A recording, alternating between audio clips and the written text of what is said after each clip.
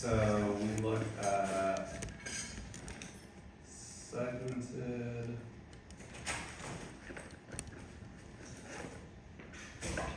segmented regression, as well as polynomial, right? And that kind of combined. We then looked at spline-based regression, right? So if our linear is kind of up here, we go in this direction. In splines, we looked at our regular cubic spline. We looked at the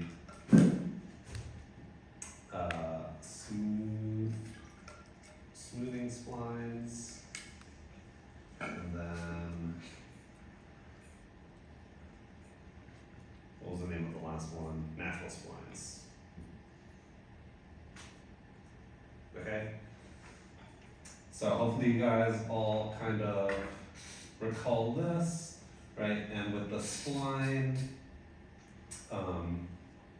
right, the cubic is basically a combination of the segmented and polynomial regressions, except that at the breakpoints we call them knots because they're continuous, and they're continuous in the first and second derivative. In the smoothing, the last two segments on the edge are going to be assumed to be linear. That solves some of the issues at the extreme ends of the regression. And then the natural one, right, was when we have a knot for every single point in the data, but then it's kind of like that ridge regression thing where you have a penalty function that penalizes how squiggly, right, how flexible your line is allowed to be. Yeah, and so that's kind of been the evolution of this stuff. You don't really need to get too much more with splines, right? The combination of having the segments and polynomials is flexible enough that it can describe almost any, pretty complicated functional shape. And so this is a very powerful approach to adapt to any sort of functional form. That being said, right, one of the things that we are talking about, one of the things that I was trying to highlight in departing away from the linear model is that you lose interpretability, right? Because really this stuff is really good at prediction, so I really care about getting predictions right, and these are going to probably do a way better job at predicting outcomes for non-linear data compared to trying to just like run a linear regression on everything. And right, one of the reasons, if you remember why the interpretability part is so difficult is because we have this y equals something like this, right? Beta 1 of your basis function for each of these things, right? So beta 2, b2, x2, and so on and so forth. So the basis functions, hang on, that is a mistake. x2, basis 2 for x1. So essentially, we didn't really go into detail on what constitutes the basis functions, right? But this is all the transformations that you're doing of the data. So b1 for x1 might be just the linear one, so nothing happens. b2 for x1 might be the quadratic transformation, so you square x cubed, but then you also need basis function transformations to make sure you're hitting your constraints about the continuous first and second derivative. So these basis functions actually get a little bit tricky, right? And that also means that the betas, like we didn't really look at the summary model of any of our splines last time because, okay, you can figure out what these betas are, but then they're not really like, they don't really mean anything in the same way that we interpret them in the linear model. They just are ways for us to figure out what the predictions are, right? We can't say anything about how, if beta 1 is the value of 3, how does X lead to changes in Y? It's no longer straightforward, okay? But that having been said, there is something that's kind of like takes advantage in between these guys that tries to reintroduce some of that interpretability that we're looking for, especially if you're not just concerned with predictive outcomes. So we're going to start with that today. And this thing that I'm talking about is known as a general additive model, also known as a GAM. So this maintains some interpretability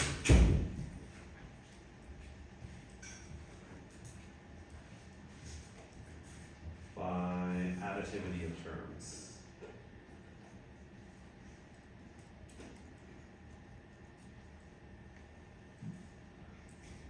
So use a spline for each individual variable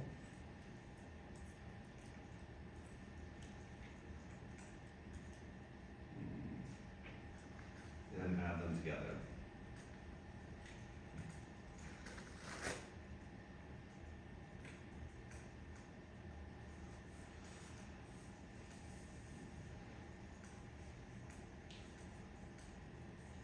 Okay, so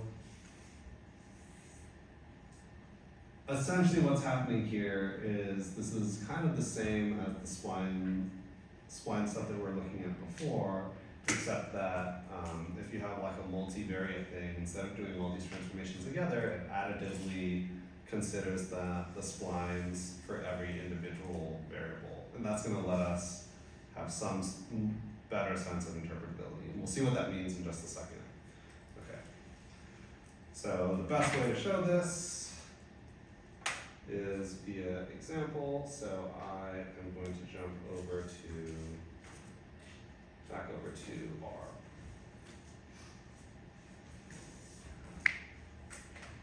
All right.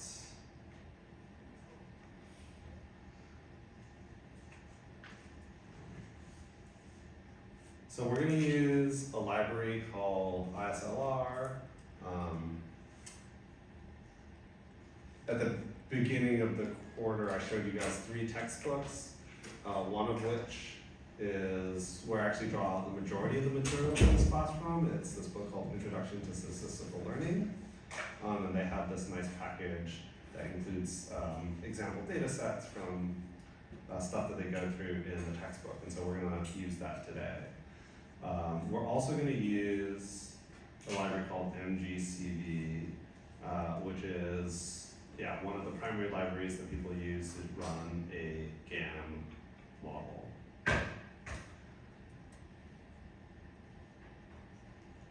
So we're going to load in a data set from ISLR like this. It's called hitters. And let's take a look at this data set.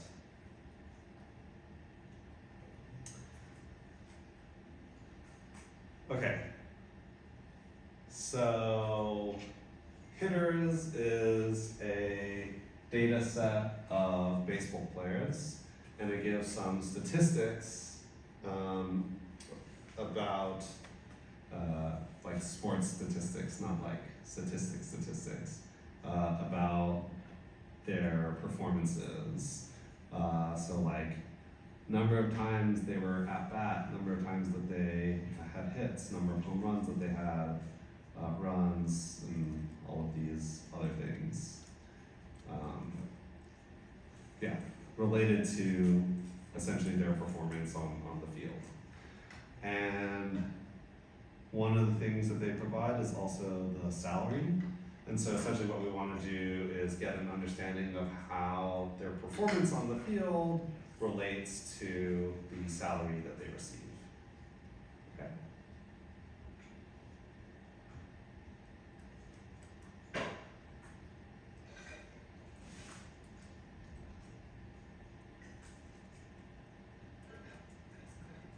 So if I wanted to run like a linear model,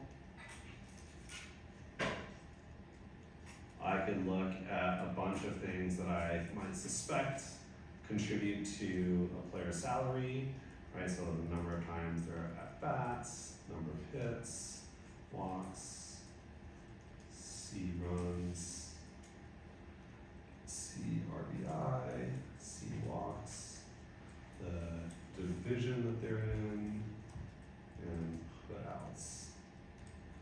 And we're going to use data equals hitters.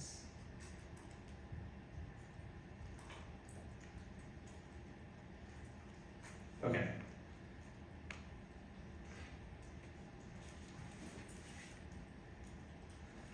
And I can run a summary of this thing, and this is, you know, we're not going to go through all the model diagnostics that we usually do, but, you know, I can run the model and get an estimate of the linear fit relating any individual one of these guys to the salary.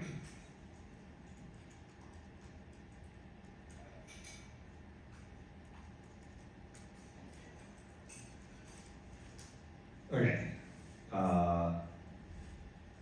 Just kind of looking at this, what things positively contribute to, what are the most important things that affect the player's salary?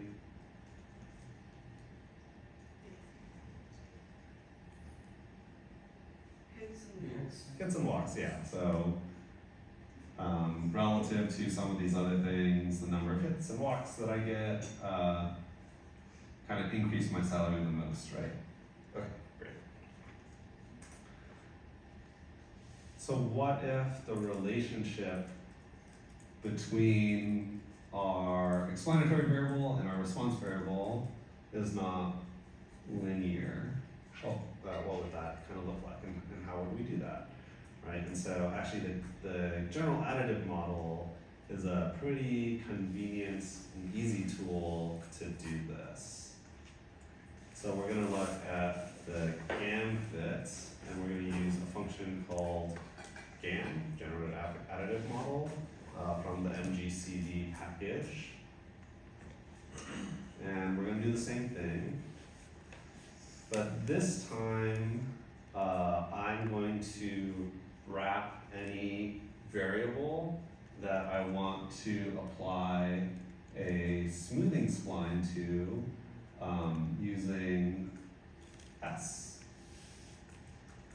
Okay, and so at bat, S hits, S walks, and I'm just going to do it to pretty much everything, all the quantitative variables.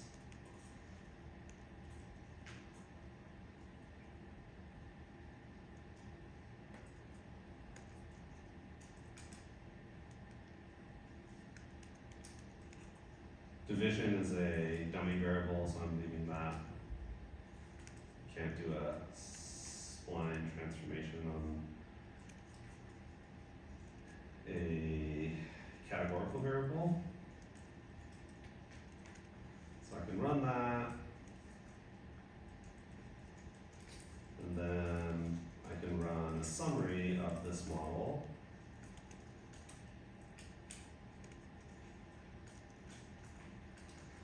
Okay, so actually, oh whoops, I put a C instead of an S for C runs. But actually, you can see that in this particular case, I can actually choose which variables I want to leave as kind of just linear thing versus what variables I want to actually smooth out using a smoothing spline. Here I accidentally left this out, but it still works, right? And division is left linear as before, and then the interpretation of this is kind of the same. Down here, we've got some different stuff going on over here. The significance thing is basically kind of the same interpretation, whether or not it's like different from 0, but these, right, are kind of different from what we're normally expecting. So how do I interpret this? Well, maybe a better way is to actually do a plot.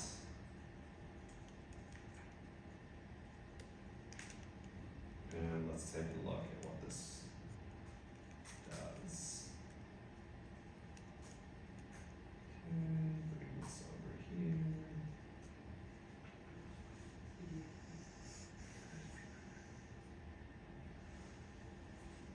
Okay. What the heck are we looking at over here? So the way to read this is, okay, in a linear regression, right, if I have multiple variables like x1, x2, x3, and each of those are described by, or each of those has a parameter associated with it to describe the relationship between x and y, right, which is my beta. Betas are describing what? Yeah, which is a slope. Yes. So if it was, so each of the x-axes describe the x, and each of the y-axes describes the y. So if this was a linear model, then the relationship between all of these would just be straight lines. And those lines would be describing the slope, right, the beta coefficient. Okay. And so, you know, if you had a beta of like 1, then you should have, you know, a straight line slope that looks like this. But in this case, by applying the spline, we're basically saying that we're no longer assuming that that relationship between my x and my y is linear. Instead, it's described by these shapes over here. Okay? Any questions about this? Okay, so let's take a look at hits, for example. So if this was a linear regression, right, I would say something like you just have a line, and that line would say, as you get more hits, the more you get paid. But actually we observed, right, in the data that some people who have really low hits might actually have higher salaries. I don't know why that is, but that is what it is in the data. Maybe they get walked a lot. I don't know. And then generally you get this kind of small increase, but then the people who hit quite a lot at the end increase kind of more exponentially in terms of what they're paid. Right? So no longer linear. One thing to note, you guys see these like little lines down at the bottom here? This is actually an indication of where the x values are in the data, okay? So, you know, there's this gap over here, which means there's not a lot of people who have very few hits like this, okay? And usually, when you have these big gaps with a very sparse number of points, right, our uncertainty, this is our standard error, increases.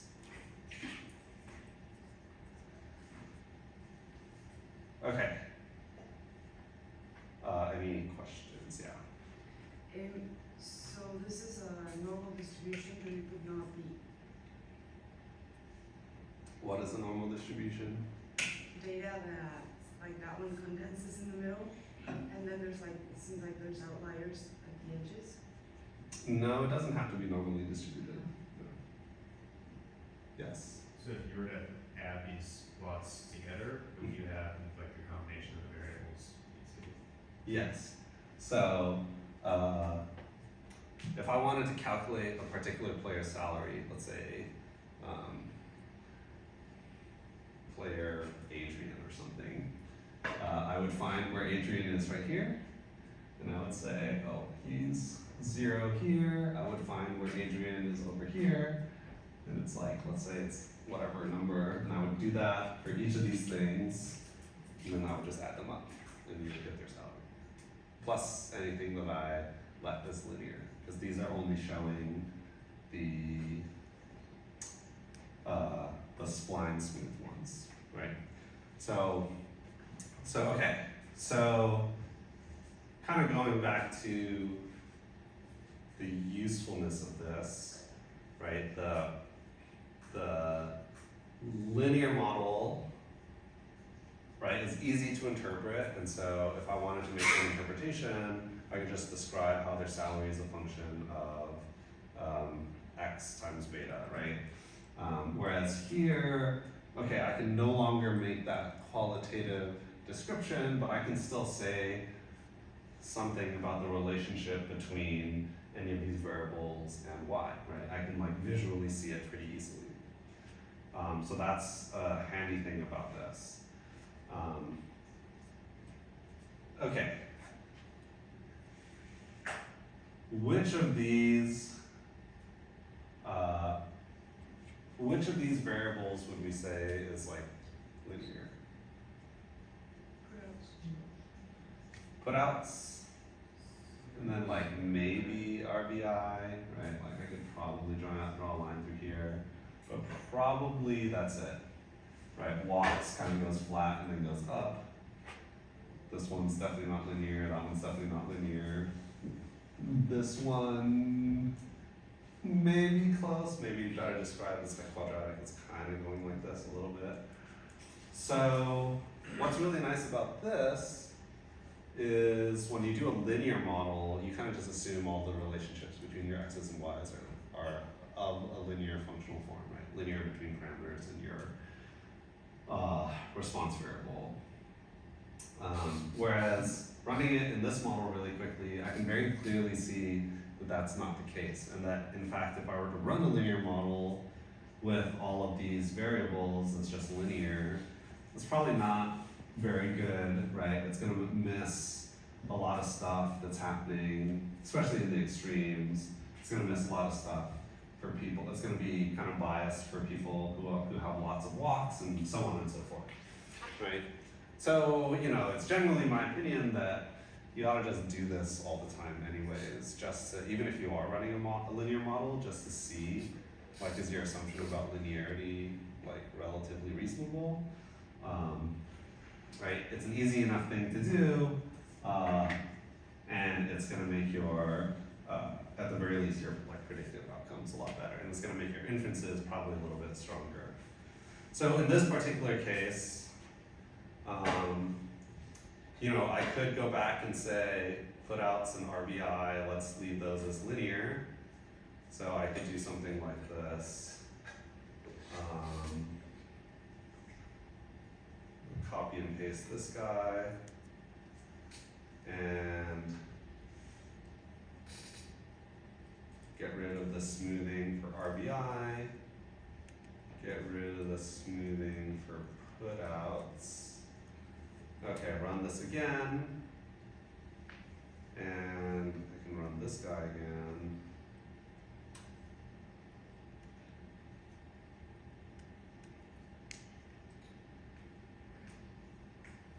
And this time, right, the combination, so these values describe kind of the slope that we were seeing in the previous set of plots, and then here we can still observe the smooth relationship between our variables and our outcome for the rest of the ones that were transformed. Yeah? We don't need a dummy because they're separate. Well, the dummy is right here. Okay, so we can use a dummy, even though we are plotting them separately. No. Oh, okay.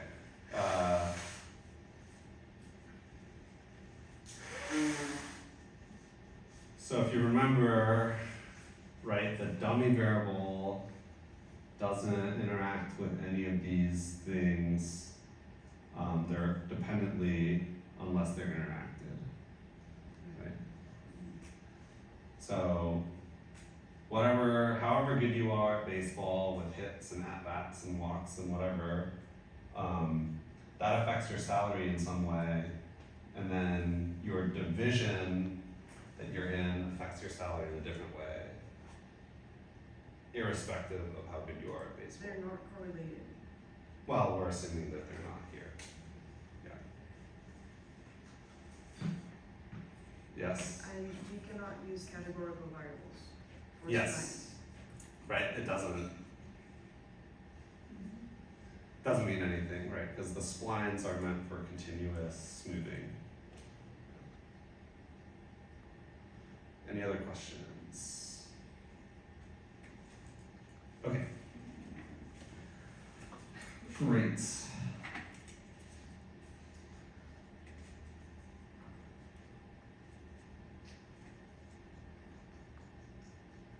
So now let's jump back to notes.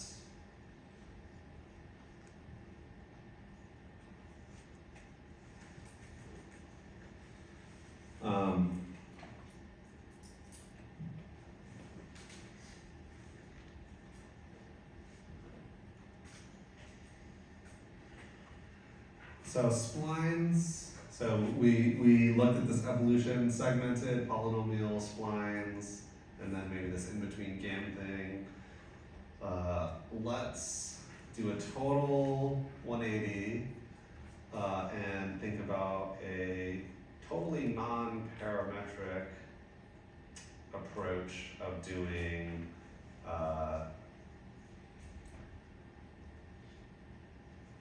some kind of predictive modeling, regression modeling. So splines and that world of things is one way that people have gone, away from linear regressions in the sort of predictive world. One other way people have looked at this is with kernels. And so we're going to talk about a different approach called kernel regression. Okay. So this looks something like this. Here's the equation, just for reference.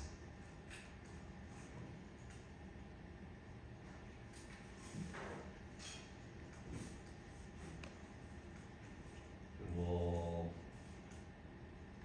talk a little bit about some of these details in a bit. But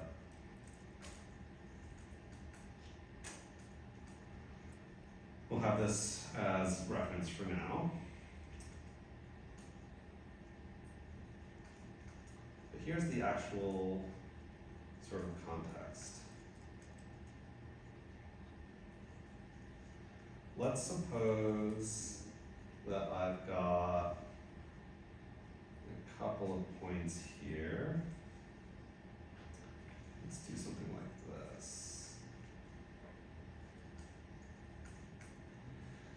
And I want to know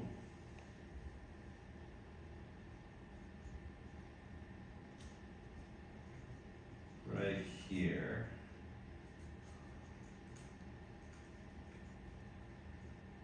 at this x, what is y? Okay. Need a volunteer. Just tell me when to stop. When do you think I should stop? Stop here? A little lower. Lower? Yeah, there. Here. Yeah. Okay. Down low. Yeah. Yeah, alright. So we're gonna say right around here. Why there? What made you think of saying stop when my finger got there? I think I was looking at the most proximate points. And Yeah. then I go, okay, about halfway between those. Great. That's easy, right? That's a kernel regression, guys. So very similar actually in principle to KNN, right?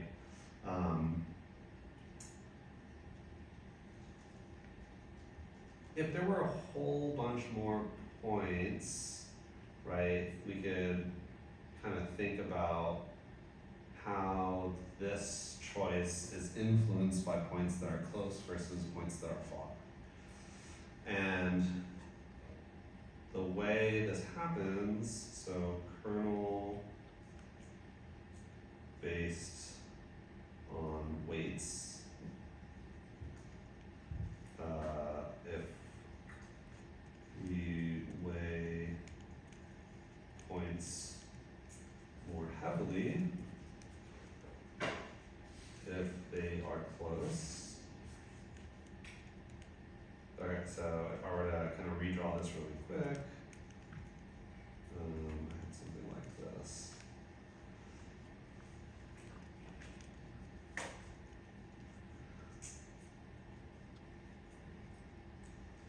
So if I weigh things heavily when they're close, then maybe these guys would have a big effect, but these guys would not.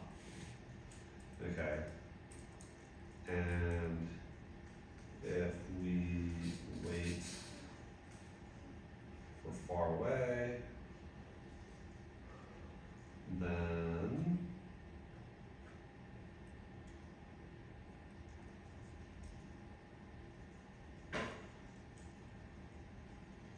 it actually might drag the point up a little bit, right? Because there's more points that are like higher, and the idea is that you have more points influencing your prediction.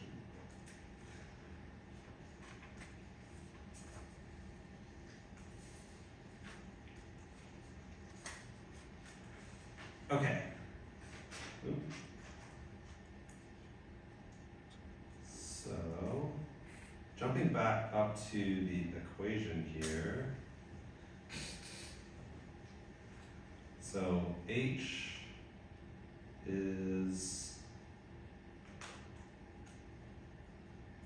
the bandwidth.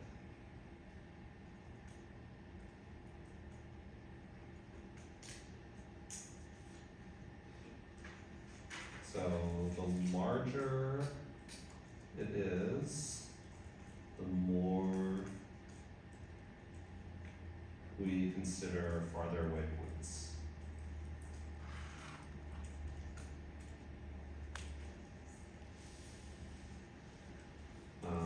And then the smaller it is, we consider, excuse me,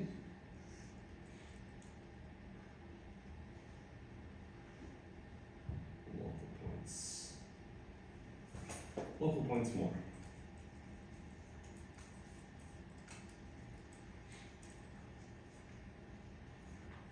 Right, and so if you think of the bandwidth as kind of like the area that I'm searching, so the bandwidth might be something like this, right? Then the larger the bandwidth is, the more I care about points that are farther away, and the smaller the bandwidth is, the more it cares about local stuff. So H normalizes xi minus x when big, and H magnifies xi minus x when small.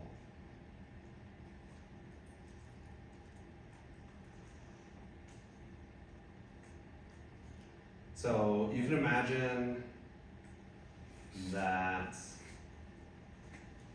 there's different ways that I could design a kernel. In other words, there's different ways in which I might care about how far things are, right? So, for example, if I have a bandwidth like this, you know, maybe it says only look at these points, and if you're outside of the bandwidth, then we don't care about you guys at all, right? You can have a bandwidth that is like a Gaussian kernel, which means that, right, I care a lot more about things that are closer, and then as you get farther and farther, I start caring less and less, and it's shaped in a way that kind of looks like a Gaussian curve. Okay, so 3 of the most common kernels, box kernel, so this is k of x is equal to 1/2 if absolute value of x is less than or equal to 1, 0 otherwise. You've got Gaussian kernel, k of x is equal to 1/√2 pi exp negative x squared over 2. You've got the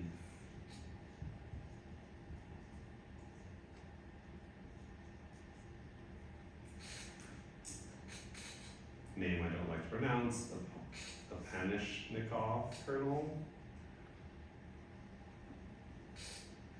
This is k of x is equal to 3/4 times 1 minus x squared if absolute value of x is less than or equal to 1, 0 otherwise.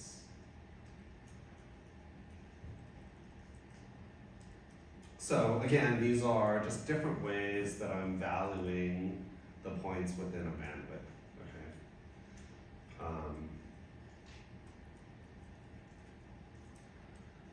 But in practice,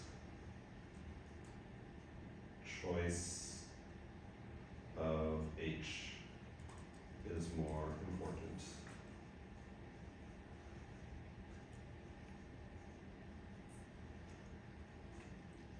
So how do we choose H? Yes. I'm only gonna ask you one questions with one answer, right? So the choice of our bandwidth can be selected via cross-validation, which makes sense, right? Like you have a choice of what windows to look at, and you want to choose the window that gives you the best predictive outcome.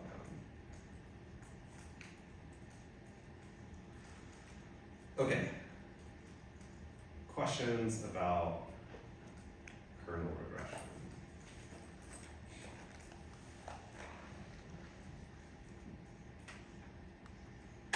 So we're going to see very different approach, but similar kind of outcome as to what we were seeing and talking about in the last class.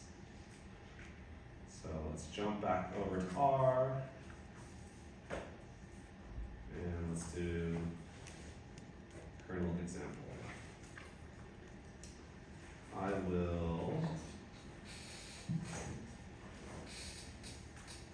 so you guys can copy and paste this from last class, this guy. If you remember, we were getting a highly nonlinear model. Looks something like this. It's got sine and cosine terms, has this periodicity to the waves, but the amplitude of the waves changes over time. And anyways, so this is a highly nonlinear function, and we want to see how well our model might do at predicting this.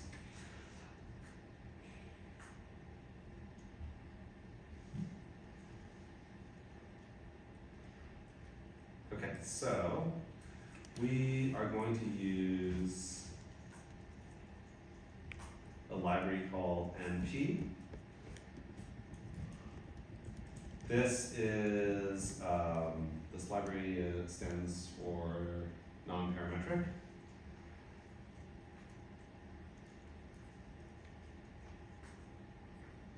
And I'm gonna make this kind of placeholder variable called export, which keeps everything in order. Okay, so let's look at kernel model 1.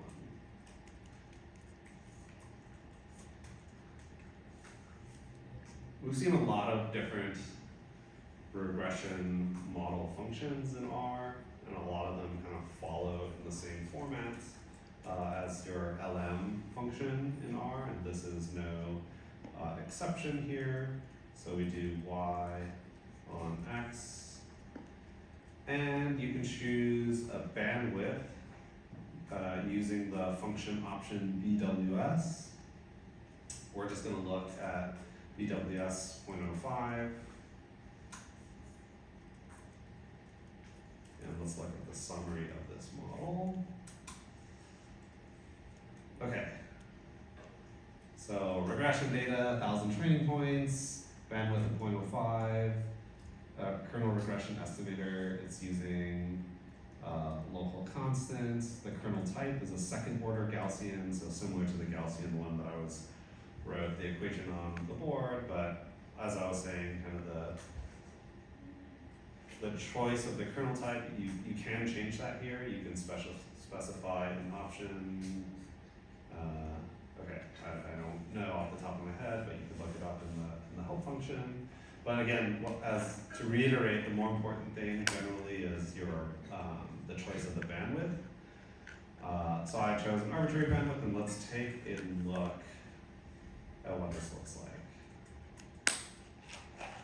Plot x, y.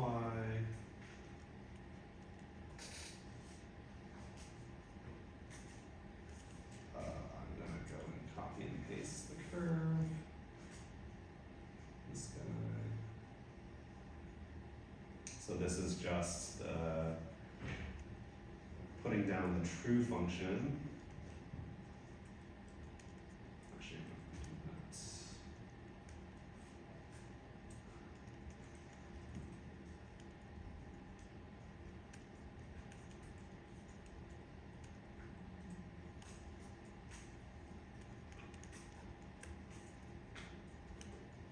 So we use fitted instead of predict for this.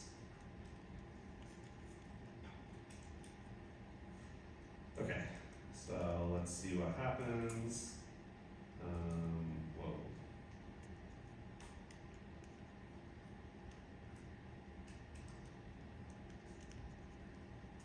Oh, because it's replacing. Okay, here we go. Wait, no, what's happening?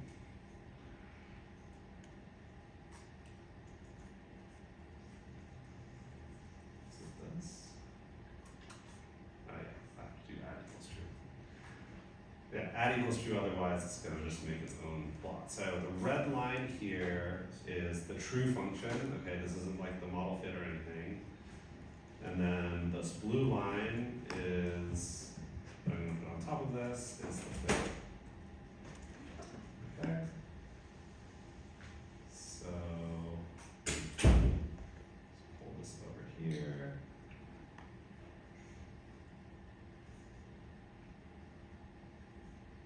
Let me make these bigger.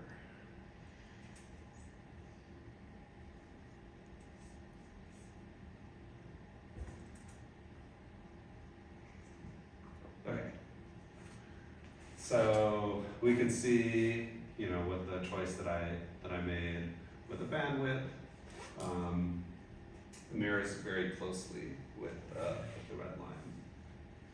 So totally different approach, right? We're just like looking at the local points, and we can get a fairly nice approximation of the true function in a very, very different way than what the splines are doing. Okay.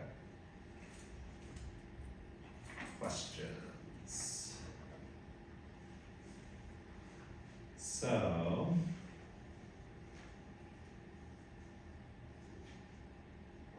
want to do something else here. So this part, you guys don't need to follow along. I'm just gonna copy and paste some stuff over here. All I'm gonna do is run a couple more models, changing the bandwidth. So the first choice of bandwidth that we have was 0.05, and that gave this blue line. What happens if we decrease the size of the bandwidth, right? So the H is now shrinking. So what did we say? Is this going to is this going to care more about points that are close, or is it going to care more about points that are far? Close. And if you care more about points that are closer, does the line get more squiggly or less squiggly? More squiggly. Alright, so let's take a look. So this guy is with 0.01. Can you see? Okay, let me.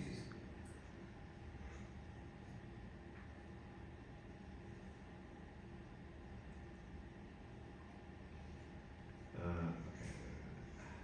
Let me.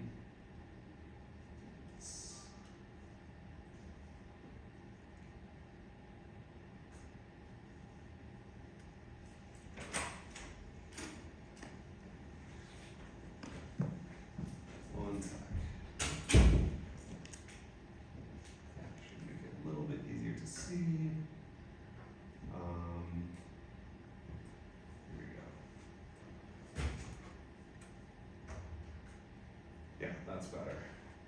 Okay, so you can see I went from a bandwidth of 0.05 to 0.01, and that means I care more about points that are close by, and you can start to see this thing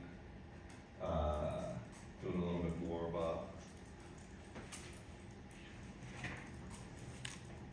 more squiggles. Very technical term.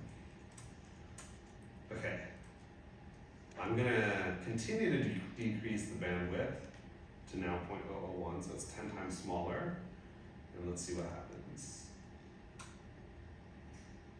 Okay, even crazier now, right? So you can see that it's doing this thing. And at a certain point, right, your predictions are only going to care about your sort of nearest neighbors. So that is one difference with the kernel regression. You're never going to get this thing that goes totally crazy. It's just going to jump from point to point. And so this might be an example of overfitting, right, which is why the bandwidth choice, right, a single parameter makes a really big difference in your outcome. So now let's go the other way. We started with a bandwidth of 0.05. What happens if the bandwidth gets larger? So I want everyone to think about what you think will happen to the plot, right? And so this is our true data, and okay, so that is double the bandwidth. Now let's look at 10 times the size of that bandwidth.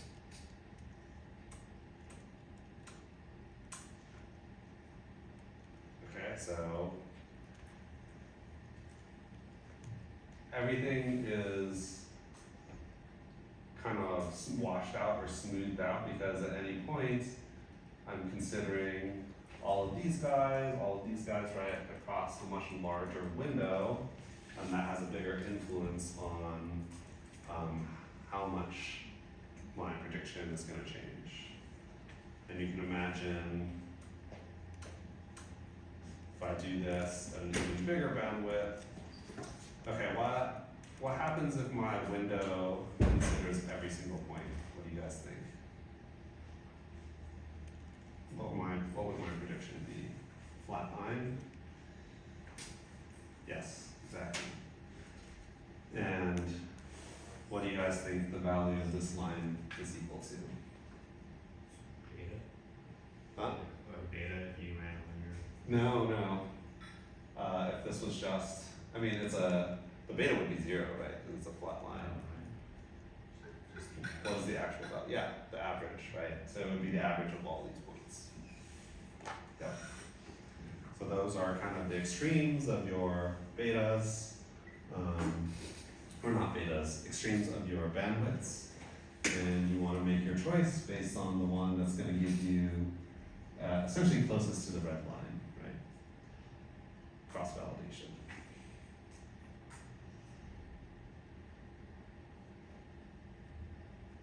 Okay, and so you could run this through a cross-validation model manually, like we've done a couple times before. But I believe npreg lets you do that automatically. Is there a CD option?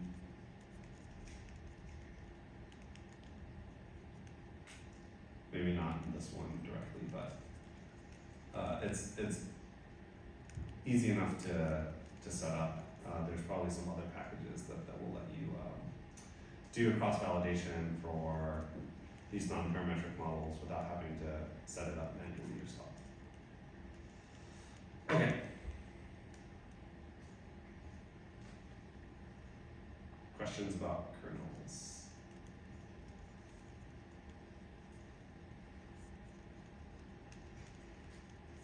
All right. No questions about when you should use a spline versus a kernel regression? When should you use a spline versus a kernel regression? I'm so glad you asked. Splines versus kernels.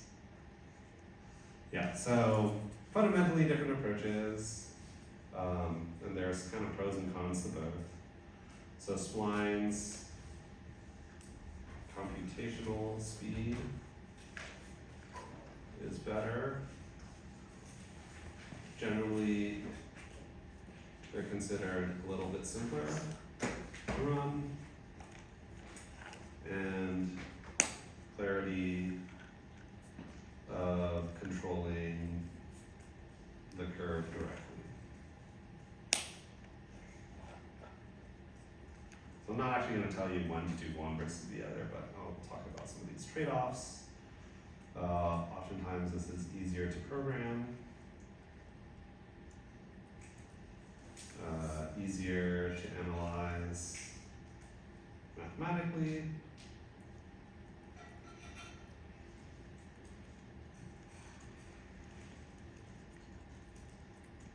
easier to extend to multiple variables,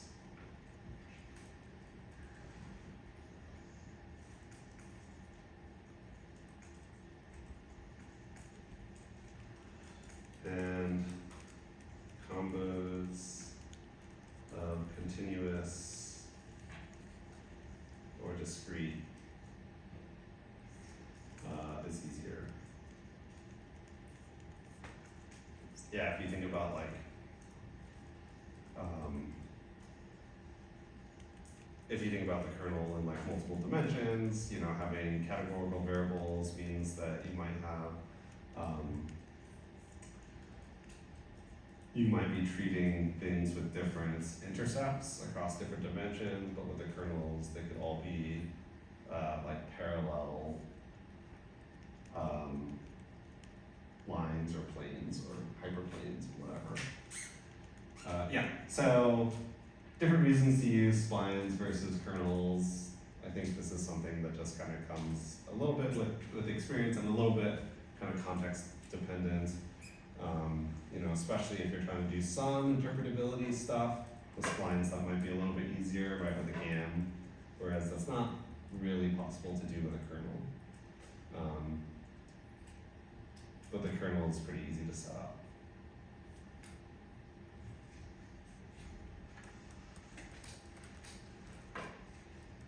And to decide which type of kernel, Fox or Gaussian or Russian is, or Russian, a Panashnikov.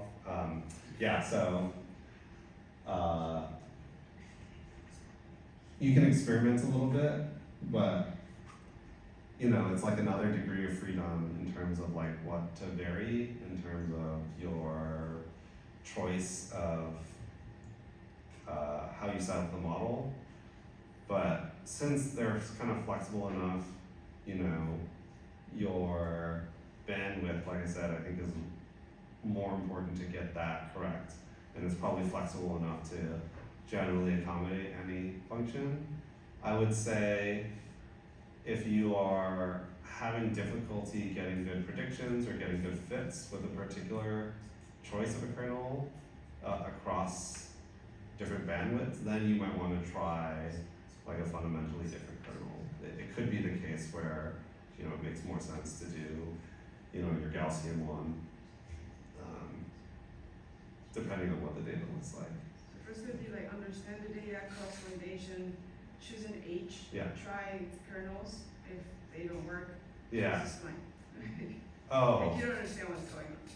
Oh yeah. Like, Well, I would do a spline versus kernel decision first. And that's gonna come with context on your data and experience. And then if you're doing like a kernel, yeah, I would just choose a generic kernel, choose your H, do cross-validation until you select a good bandwidth. And then if that's not really working out, then maybe select a different kernel. Yeah. Yes. Can you give us a good example, like in case the kernel model is appropriate?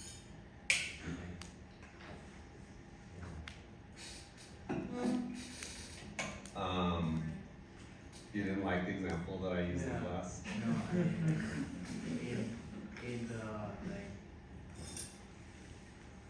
something that we can apply in this problem, like if Okay. Well, I can't pull a data set out of my butt right now, but Yeah. what I can say, generally speaking, is I think a choice to do like to think about doing like a spline or a kernel is first kind of dictated by what it is that you're trying to answer, what question you're trying to answer, right? And so the research hypothesis and question should really be the driving force behind what kind of modeling approach that you want to take. And at the most fundamental level, this is, I think, like you want to choose these non-parametric stuff when you care most about predicting outcomes as opposed to making inferences about variables and their effect on outcomes, right? This is the whole causal versus predictive stuff, right? And so if you are concerned with how if I change X, how that affects Y, then these models would be really bad at doing that because these are highly non-parametric, highly non-linear oftentimes, and so as X changes, you can't really give a generic information about how Y will change. It's going to be very specific to like an exact thing that you're like plugging into here. Whereas with like a linear model where you're doing like instrumental variables and fixed effects and stuff like that, you have to assume more simplified functional forms, right? But you get to say something about how, if I directly change X, how Y might change. Whereas in here, it's more about, like, given an X, what would Y be? So that's like, at the most fundamental, the thing that should inform you about if I should be using these approaches versus the causal inference approaches. Does that make sense? Yeah. Yeah, and these are very well suited for like nonlinear models and that sort of thing. If you're looking at your data and it looks highly nonlinear and you're not able to like transform things to be linear so that you can apply like some kind of linear regression, you know, these are gonna do wonders for your predictive ability compared to a lot of those linear models.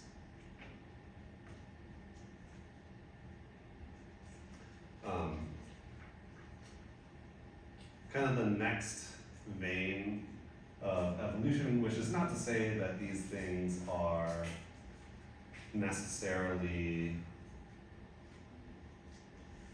like outdated or anything. In fact, a lot of people still use both of these methods quite a bit. But we're gonna get into machine learning, like neural networks. I mean, people will say this is all machine learning or whatever, but neural networks specifically have arisen as a popular way to add flexibility, to get a little bit of inferential ability, but really for better predictability. And neural networks are able to do some of this stuff, but I think the really big benefit is the ability of those things to crunch really large data sets, whereas you might run into some computational issues if we're getting on the order of like thousands of variables or millions of data points. You know, these things are gonna start to get harder and harder to do. And that's one of the reasons why certain machine learning methods have become so popular, right? And again, doesn't mean that these things are sort of outclassed in any way or like outdated, right? People still do this stuff. It's just that, you know, neural networks are like popular because they can be applied to a lot of things and they're good with large data sets.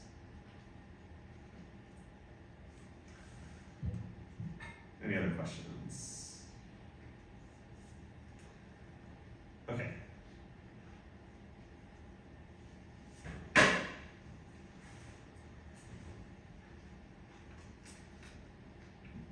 We're gonna do, so there's one or two more topics that we're gonna kind of hit on. We're kind of, you know, highlighting kind of popular tools across the domain of data analysis. It also means that we're not necessarily able to get into a huge amount of depth in any one particular thing. Right, I'm kind of taking the time to introduce some of the concepts to you guys, and if you want to get into more detail about any particular tool or topic, you know, that's kind of on you guys to learn a little bit more independently. You know, I'm happy to facilitate that if you have more questions about any particular methods. So we're gonna hit on kind of a new topic. A couple people over the years have asked me to include this. So this is actually the first time that I'm covering this stuff. It comes after this because you can actually apply some of what we're talking about in this lecture and last lecture to what I'm about to talk about. But this is kind of a unique area of data analysis that actually has its own domain, and we're only going to spend kind of like half the lecture on this, but it is on time series. Okay, and so this is a pretty good book if people are really interested in time series. Yeah, I'll make an announcement on Canvas to link to this particular material. But time series is kind of a popular enough of a subject that has kind of developed a couple of unique tools to do time series analysis on its own. So, time series. So a common but special case of statistical modeling.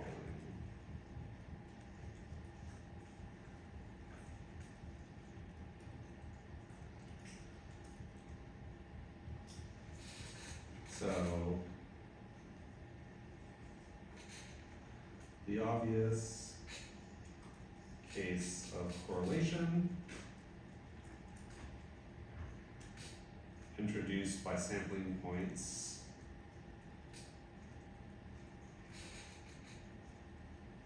adjacent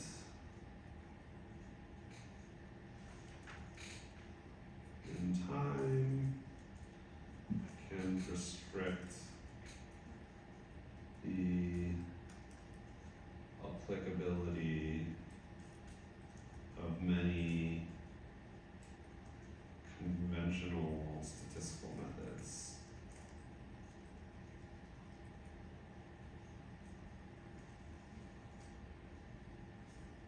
So the general idea here, right, is if I have a response variable and a bunch of explanatory variables and they're all kind of linked through time, you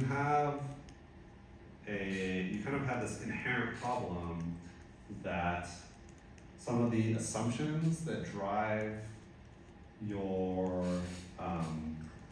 typical regression models get violated, right? Things like stationarity of your mean and variance, the independence of different variables, right? We know that they're like intrinsically connected over time. So in a classic regression,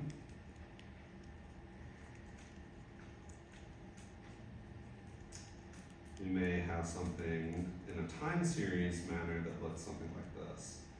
Beta 0, beta 1, xt 1 plus beta 2, xt 2, and so on, beta n xt n plus epsilon t.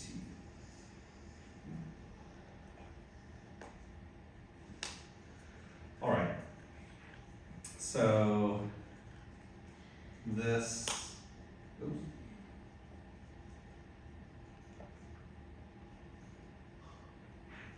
This might look in your data something like this. Y, t, xt1, xt2, and so on and so forth. So you have a bunch of time periods, 1, 2, 3, 4, 5. And then, you know, these guys all have some values.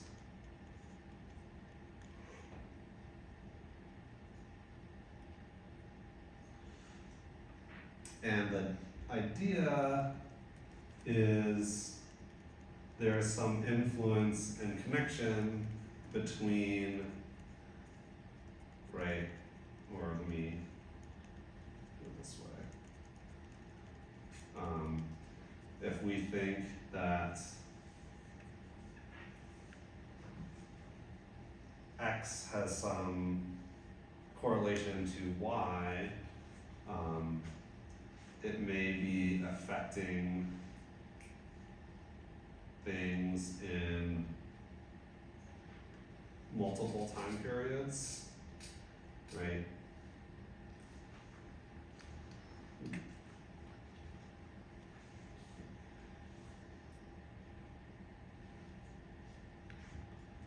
And so on. Okay, why would we not have this thing? G going to A.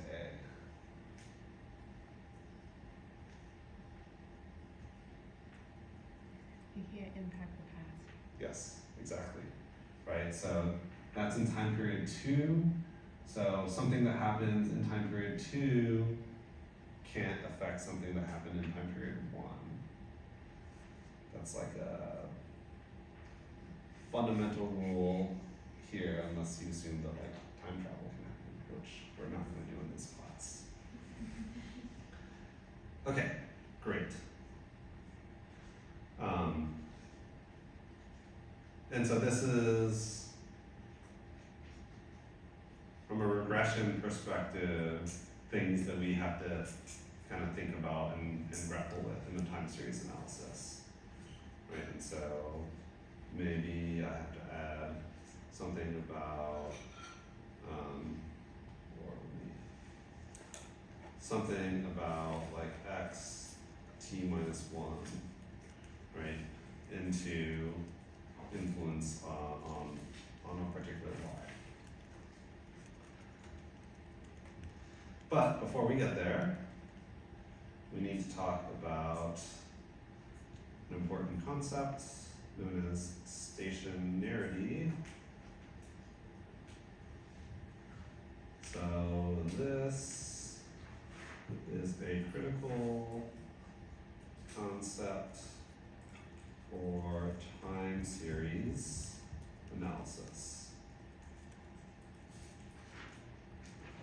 Because it ensures that statistical properties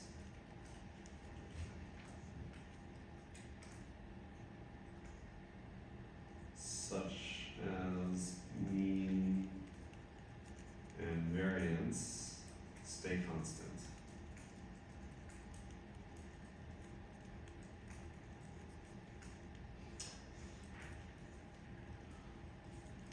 And this is kind of like fundamentally important for many modeling assumptions. Okay, I know that in this class we don't really get into a lot of those into those details, but a lot of models simply kind of like won't work if you violate these assumptions, or will not work correctly. And you can imagine, right, in all these examples that we look at, where we have kind of a bunch of data points and we're kind of trying to fit some model through these things,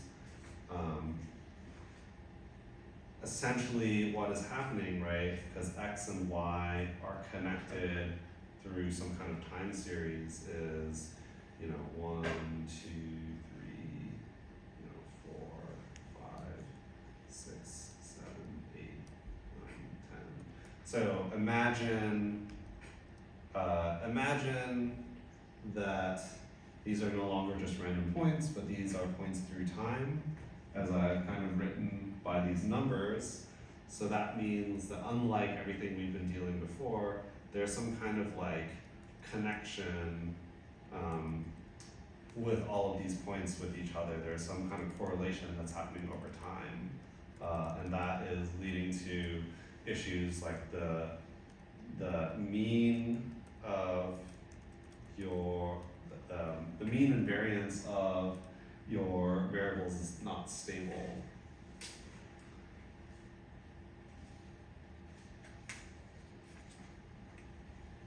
That is because the relationship in time means that if one didn't happen, the other would be totally different or wouldn't exist. It's saying that like there's some relationship between x and y that's like getting confounded by things that are happening over time. And so, for example, if you had something like a stock price and time, and your stocks look something like this, and you just have this general upwards trend,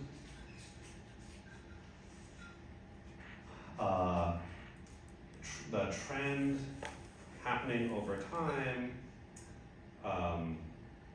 if you are not thinking about this explicitly, and you just control a couple of variables, your model might predict continuously increasing prices even when the conditions differ, right? Because there's this like powerful trend that you're just trying to observing.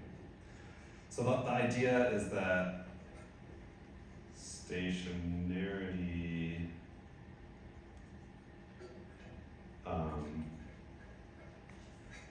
stationarity helps to detrend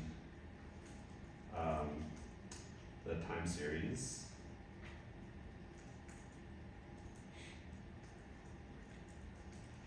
And that actually allows for the application of a lot of these models. So one question you might have, well, can't I just like add variables to like control for those trends? So technically, yes, you could, but there's a couple reasons why, even if you do that, you might want to still detrend your data. So one, the thing that I've been mentioning is that many models still require stable means and variances to operate correctly. Two, this thing that I'm mentioning, it can lead to unstable models over time and lower your predictive power because you're relying on your ability to get a lot of these other variables to control for those trends, and you don't know what they might look like in the future. And three, adding a lot of these variables to control for trends, right? You might risk multi-collinearity, you might have overfitting issues, and it just might not be feasible to find all of these variables that could capture all of these trends. So there are a couple of techniques that are used, especially in time series analysis, to address these issues. Okay, any questions before yeah. So time series tries to address the context. So at first, I asked you if one data point affects the other over time. Yeah, But then the example of the stocks, it's not, the prior price doesn't affect the next price. It's usually due to more sales or a war or there's something external. So this is trying to so interpret or not control, but let's say, let me try and make this like super obvious. So let's say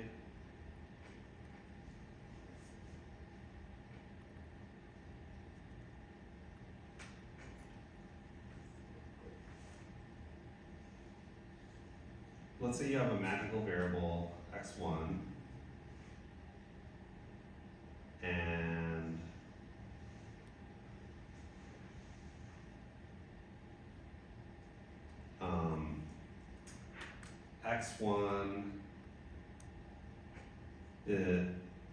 x1 is able to describe the small fluctuations. Okay, let me use a different color actually.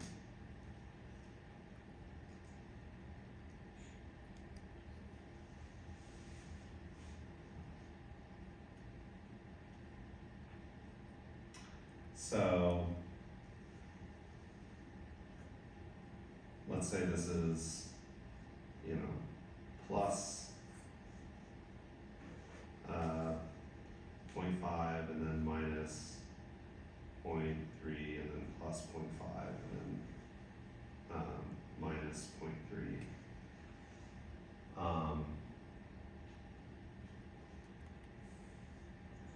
There is a difference, right, with if you were to detrend this and it looked like this.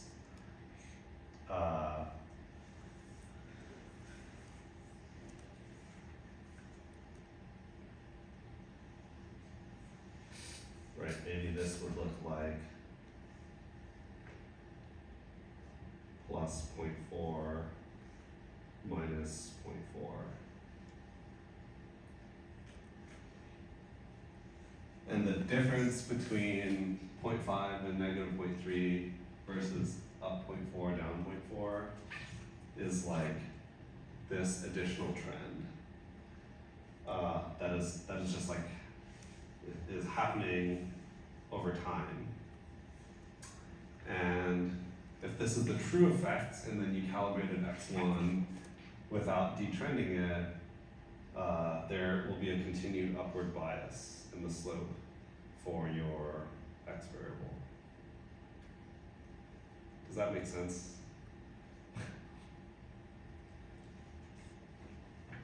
it would just go on forever as if nothing else was affecting it.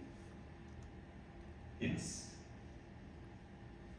And we So, just okay, use- so does everyone see the difference between, estimating, an x1 to this versus an x1 to this, right? So, here there is a trend, whereas here there's no trend, and so that's gonna lead to, hopefully you guys can see that there, at least, at the very least, that there's gonna be a difference in essentially your beta for calibrating this model versus calibrating to that one, right? So everyone agree that you would get something different if you were to run a regression on this versus that. And the general idea is that without doing the stationarity thing, where you're like essentially detrending the data in some way, you are confounding effects on your outcome with something that your explanatory variable is doing. Whereas really it's something that's it's a trend that just happens over time. Okay, so that's what we're talking about with stationarity. You know, doing two simultaneous trends or separating them, like the universe expands always, but then there's other events Yes, that's right. simultaneously.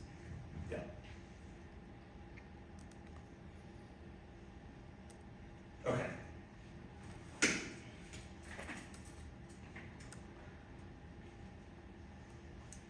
So, one of the most common ways to do stationarity in time series analysis is with a procedure called differencing.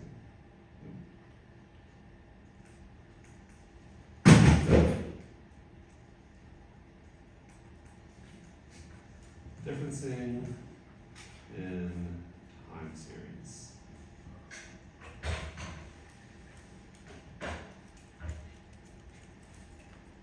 So this is a procedure to transform your variables in preparation for doing a regression.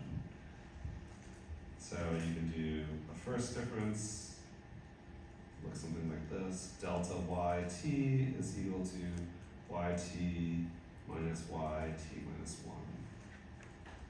Delta xt is equal to xt minus xt minus 1. And you do this for every variable. You can continue doing this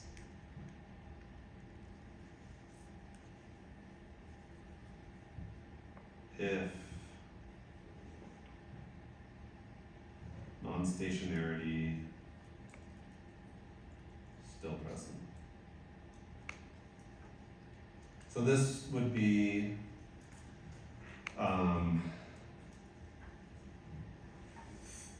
for data of like higher orders, and so if your data is like quadratic or something, you might have to do multiple differencing. But most of the time, first differencing is good enough. And your regression ends up looking something like this.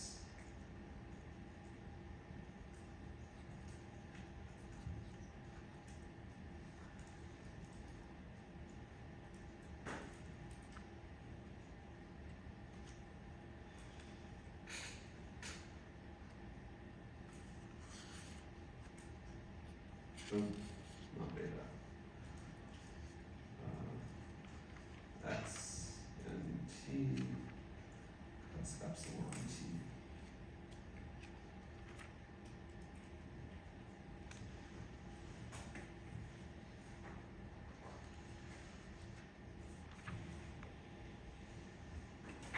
Okay.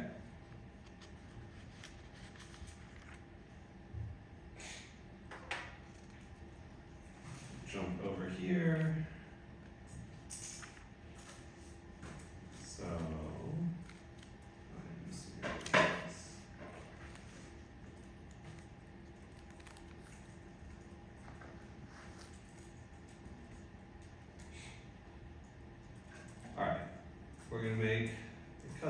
data set.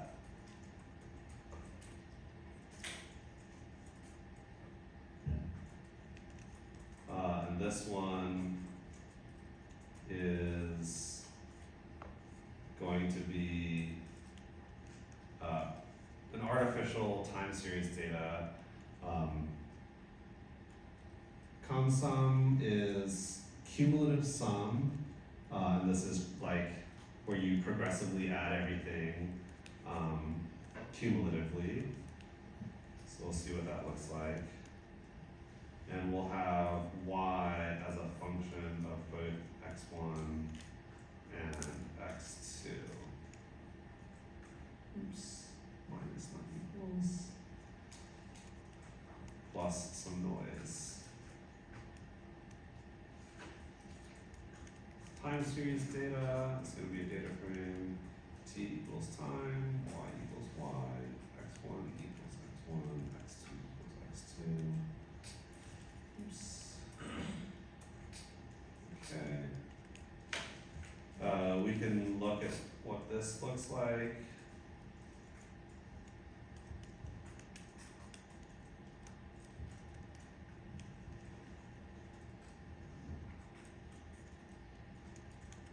For each of the variables. Okay. So I will run all this. And I'll move this over. So now people are typing. Okay.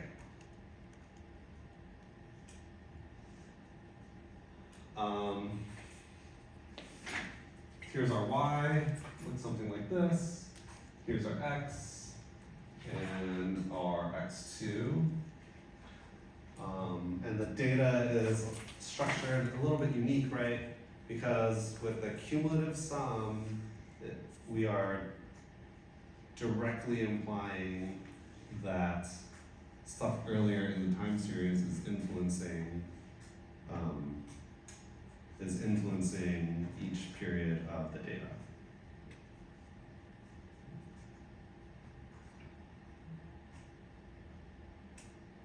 Okay. So we can difference the data, TS data, diff y. So I'm going to make a new column in my time series data frame, and this column is going to use a function called differences.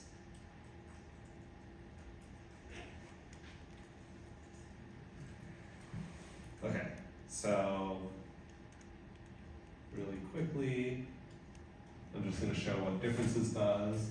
So if I difference a column, it's going to return, so if I take one of these columns, which is a vector, and I apply this difference function to it, and it's going to do 0.777 minus negative 0.740, and then it's going to do 1.52 minus 0.777, and so on, right? So it's going to take the difference between every successive time period.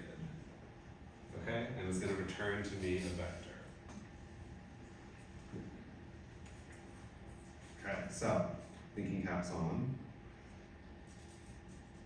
I run this function, and I'm going to create a new column that is the differences, and it's going to be okay. I wanted it to be an error, not that. Okay, there we go.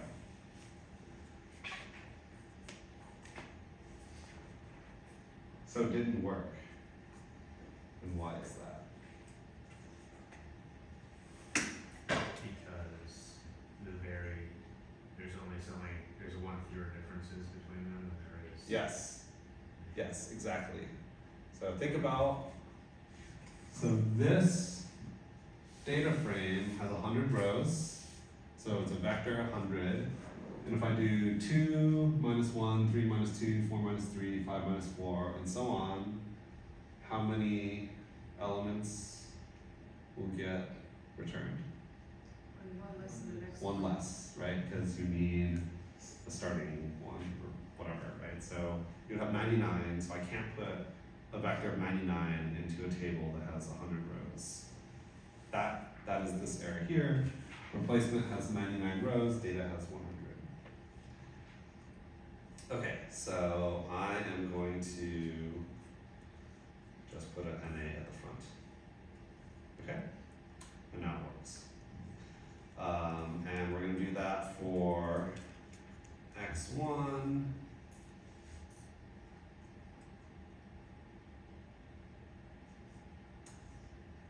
And we're going to do that for x2.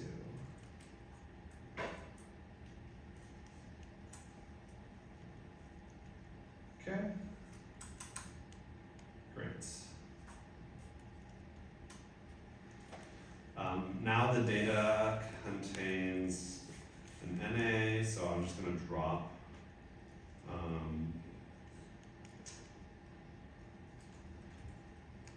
the NA data. You can do that a lot of different ways. You can do it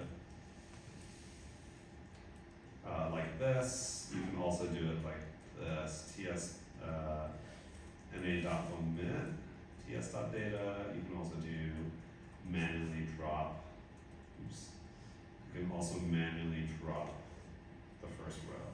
This. And then you would have to assign. Okay. So run this. And I can plot these guys to see what it's like.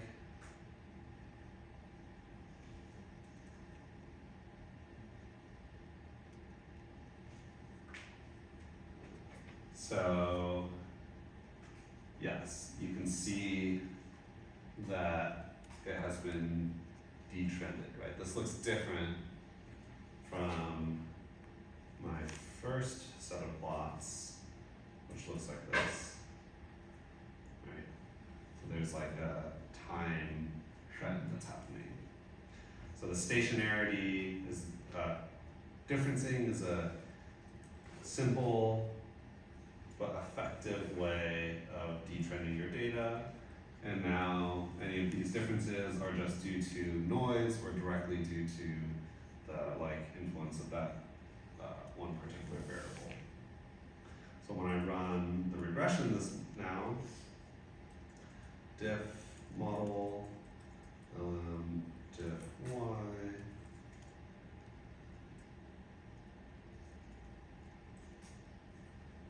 So the difference y regress on difference x1 and difference x2 from our time series data. And I look at this.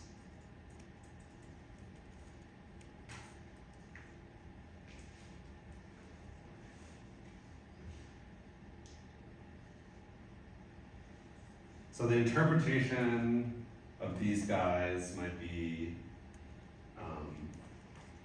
slightly different, right? So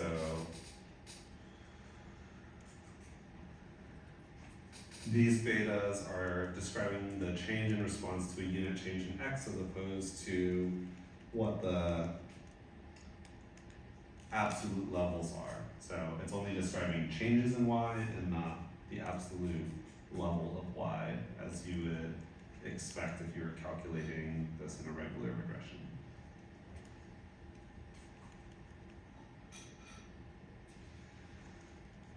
Okay. Any questions?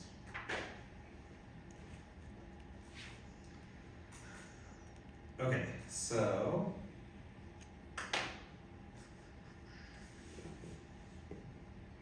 there's a related concept to stationarity.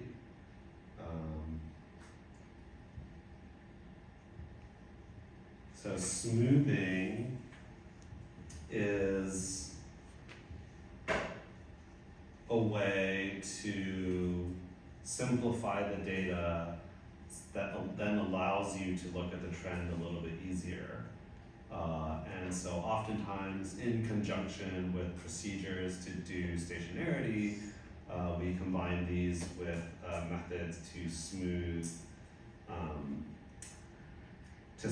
the data. So this is for stationarity, and then something like the moving average, or an MA, and this would be for smoothing. So very often you're combining these things together, and the procedure is kind of similar. So you're applying a transformation again. So one, we choose our window size. So K period. And then we apply our moving average for each variable. Okay, and the equation for this, pretty simple. You're basically just taking the average over your window.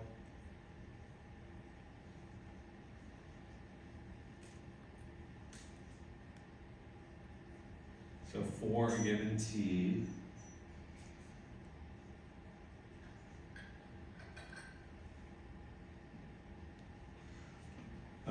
all you're doing is, okay, let me really quickly jump back over to here. So all we're doing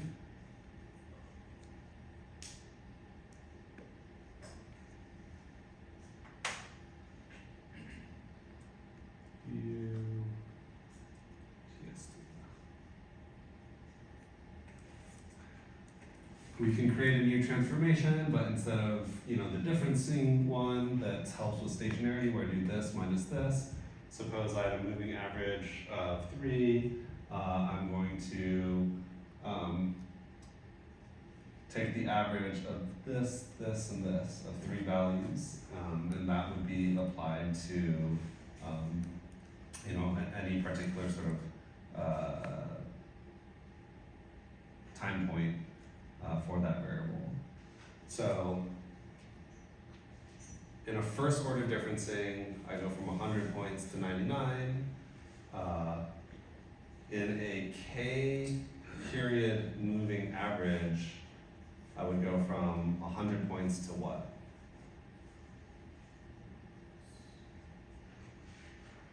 What do you guys think?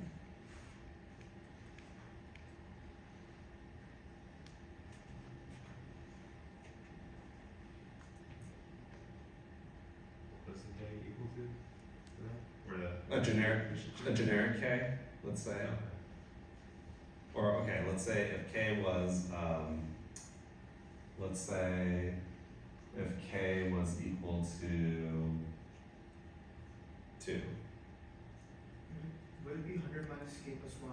Yeah, exactly. Right, so if my moving average is 1, then I just average a single point, another single point, and so I would have all the data that I need. If I had k equals 2, right, then the first one would need 2, and so on and so forth, and either at the beginning or at the end, you're gonna drop 1, right, so 2, it would be, a moving average of 2, you would have 99 points returned. With k equals 3, you'd have 98, and so on and so forth, so that's right, so it'd be n minus k plus 1, okay?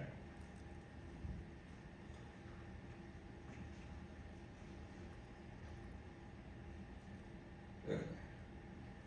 Back to the notes here.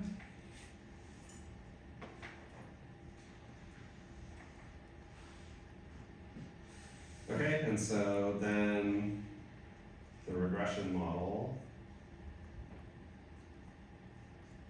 would look like MAT of y is equal to beta 0 plus beta 1 MAT x1 plus beta 2 MAT x2, and so on and so forth.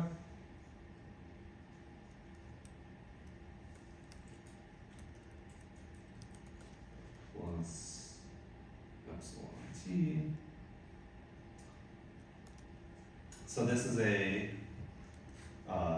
is called the simple moving average. There's also an exponential moving average, which is also very common. And an exponential moving average has a higher weight essentially for points that are closer to the time period that you're looking at. So if you had like a moving average of like k equals 5, then the ones immediately adjacent to you are valued higher than the ones that are like further away.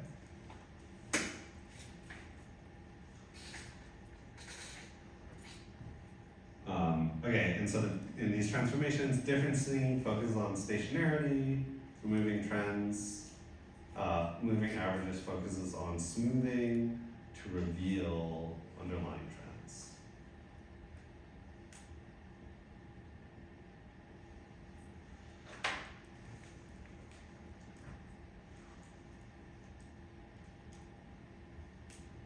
All right.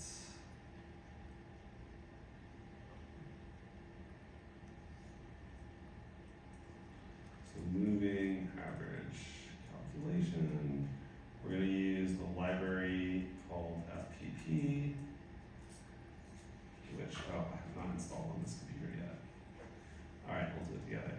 Install packages.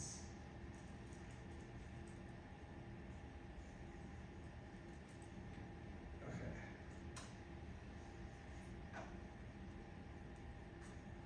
So let's do n of 5, or actually let's be consistent here, k of 5. Weights, so this is one of the options.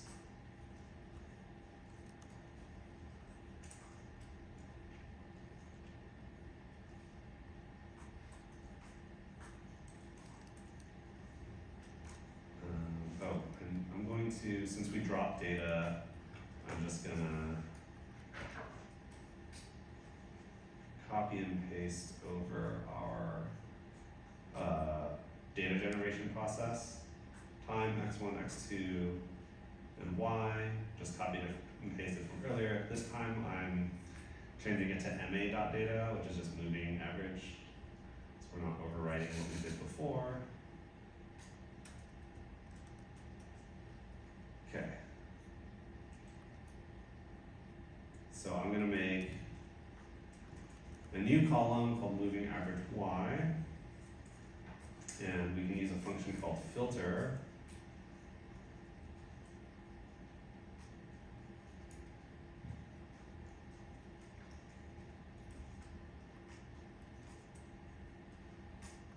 Okay, so weights is this thing over here, 1 divided by k and then k times. So you are, to each data point, you're essentially multiplying these weights, and then that's gonna let you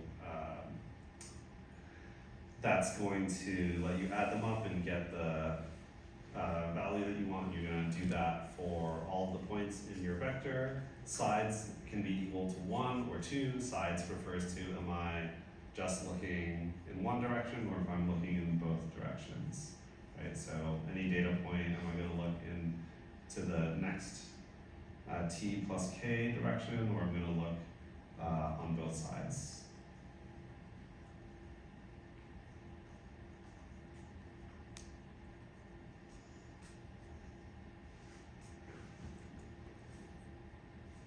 Same thing here, and I'll just copy and paste this actually.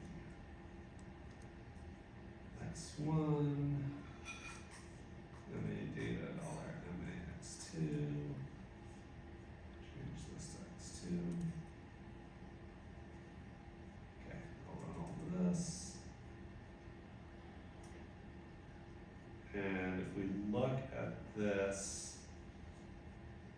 because we had sides equals 2, when I look at a particular value, it needs 2 behind and 2 in front, because our moving average is a 5.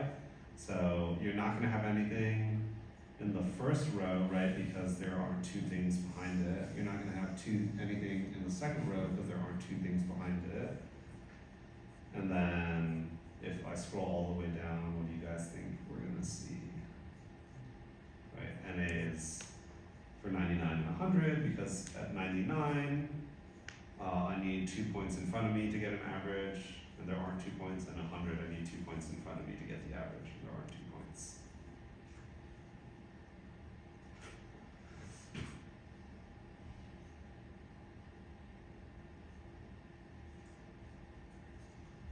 Okay, so we'll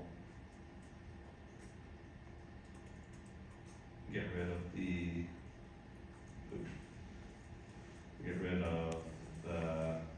NA points.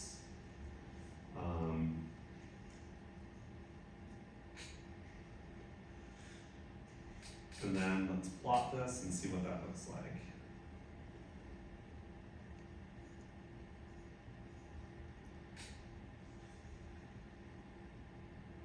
You guys can take a quick guess what you think this plot's gonna look like. Okay, ready?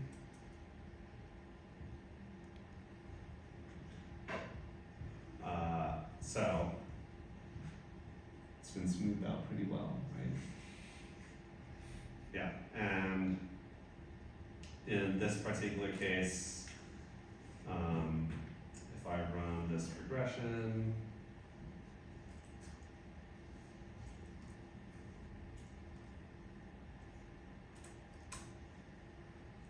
you'll see the values for your moving averages are pretty much spot on with the true equation. So if you remember, too far. Our equation is 0.5 times x1 minus 0.3 times x2, and the smoothing has allowed us to essentially get those exact values. So negative 0.3 for x2 and 0.5 for x1. Okay. Okay, so we're cut short just of talking about autoregressions. We'll finish that up on Wednesday. But yeah, some basic but very fundamental techniques that are very commonly applied in time series analyses. Yes? Do people ever do like a rolling average in this, where you do like ones at both either side of it, and then but you don't lose data points, like every data point is one side of it? Wait, so how's that different from the moving average? Because in that case, like divide it by 2, right? So you like it only I get A, B, C, you get A and B average, and then C and D are average. But when you do like B gets average with A and C, and then C gets average with B and D, Yeah. and D gets, so you have D use. Oh, I see what you're saying. But in a rolling average, you would still lose points, right? Because if you do A, B, and C, D, then these two have one average value for 2 points, and these two would have, you wouldn't drop data, but you would lose like fidelity in the number of points that you're looking at. Okay. What would that actually do? It would probably be pretty similar, to be